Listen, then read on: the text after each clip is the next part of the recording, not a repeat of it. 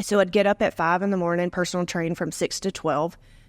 Fitness together. Remember those days? Yeah, I do. I took 2 hours off, would take a nap, eat lunch, and then I would go do lessons from 4 to 8. Wow. Where were you giving lessons at this time? In Hoover, at the Viper Dome at the time. So it's just a random facility. Mm-hmm. Okay. So 22 years old, not playing softball any longer, giving these lessons. Did you think, okay, was this just like, okay, this is what I'm going to do for now? Yeah, but my dad kept asking me, when are you going to get a real job? But were you what? Now, but you were. I mean, I was making really good money. I was going to say, and it was cash.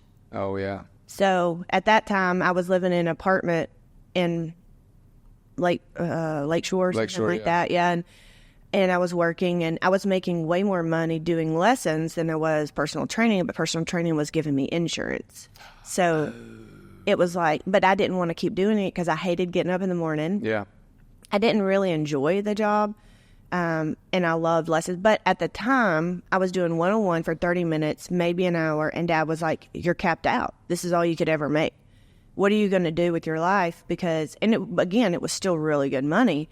But Dad wanted something more, I guess, stable. More somebody's got your insurance, retirement, kind of thing. My dad thought the same thing. But I was just like, you can't make the money I make in an 8-hour job than I'm making in a 4-hour job, getting paid cash, working when I want to. So why would I go work a job? Okay, so at what point did you think, you know what, my dad's probably wrong. I can make a living doing this? I've always thought my dad was wrong. Yeah.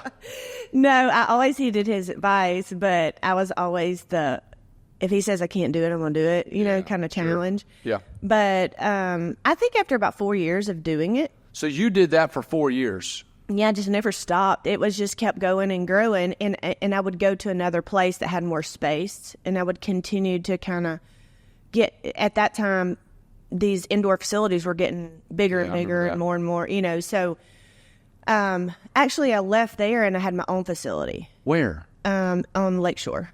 Okay.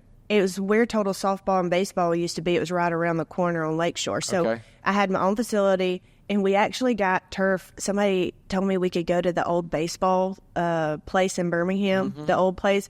They had, from the Atlanta Falcons, they had cut AstroTurf and delivered it there. My dad and I went and picked it up. Yeah, you did. And we rolled it out, washed it, and rented our own machines and put that AstroTurf in my building for free. That's awesome.